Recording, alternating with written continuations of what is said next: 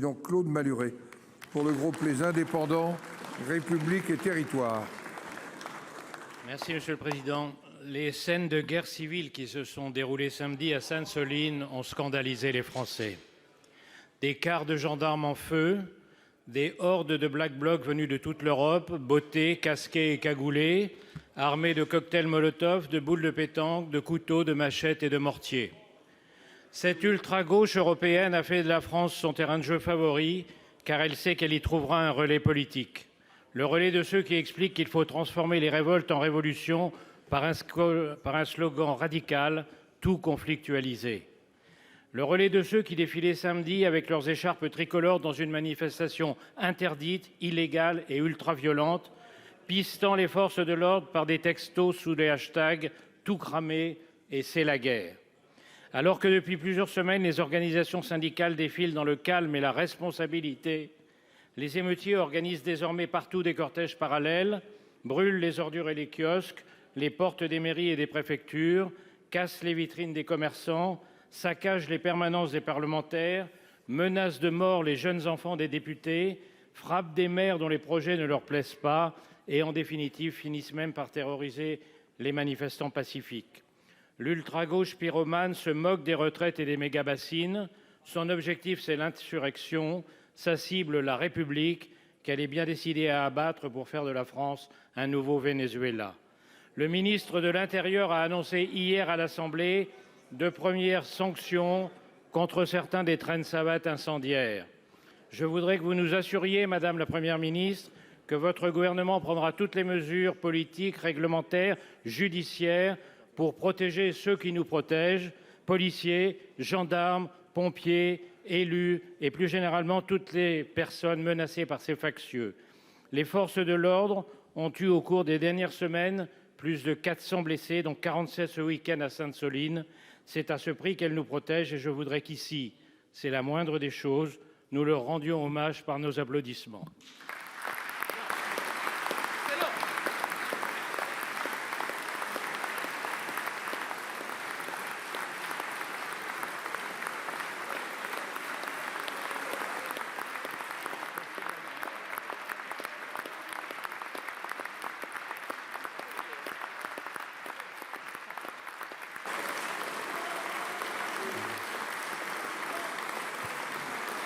Pour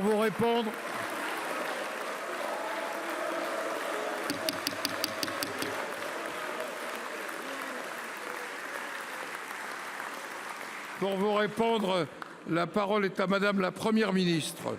Vous avez la parole.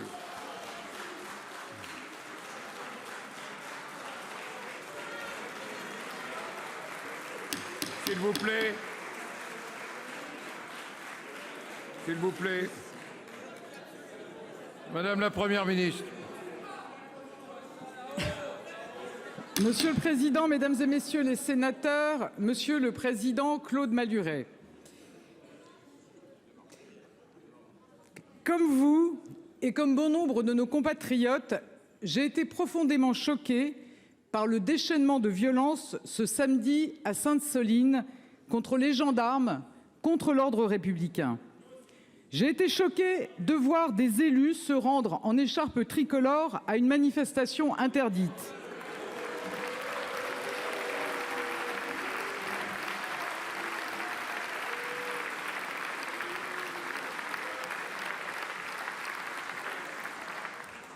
J'ai été choquée ces dernières semaines d'entendre des élus multiplier les propos incendiaires et parfois même justifier les violences. Renvoyer dos à dos casseurs et forces de l'ordre, c'est indigne de la part d'élus de la République.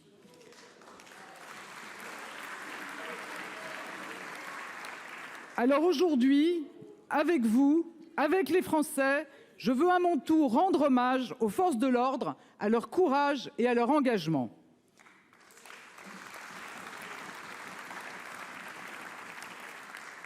Je veux dire ma solidarité aux gendarmes et aux policiers qui ont été blessés à Sainte-Soline ou dans les débordements qui ont malheureusement parfois entouré les mobilisations ces derniers jours. Mesdames et messieurs les sénateurs, les policiers et les gendarmes connaissent leur devoir d'exemplarité et de respect de la déontologie. Le ministre de l'Intérieur, Gérald Darmanin, l'a encore rappelé hier. Des casseurs et des militants radicalisés venus chercher l'affrontement et défier nos institutions sont à l'origine des scènes que nous avons vues ces derniers jours, notamment à Sainte-Soline. C'est leur comportement qui met en danger chacun, policiers, gendarmes, sapeurs-pompiers, secours et même les manifestants. Alors de notre côté, nous faisons tout pour éviter que des débordements surviennent. Et comme vous tous ici, j'ai une pensée pour les 2 manifestants toujours hospitalisés dans un état très grave depuis samedi. Depuis des semaines, le ministre de l'Intérieur, les préfets, les forces de l'ordre, au contact des organisations syndicales, travaillent ensemble et ont permis la tenue de la grande majorité des mobilisations sans heurts. Nous continuerons à nous adapter et à réagir pour que la violence ne supplante jamais l'expression des revendications. C'est le sens du dispositif qui encadrait la journée d'hier. Il a permis d'éviter de nombreux débordements, affrontements, dégradations. C'est le sens de la procédure de dissolution annoncée hier par le ministre de l'Intérieur du groupuscule Soulèvement de la Terre. Mesdames et messieurs les sénateurs, la violence n'a pas sa place dans les cortèges et nous sommes déterminés à continuer à protéger tous ceux qui veulent exprimer pacifiquement leurs idées, à protéger les Françaises et les Français. Je vous remercie. Merci. La parole est à notre collègue Gilbert Favreau pour le groupe Les Républicains.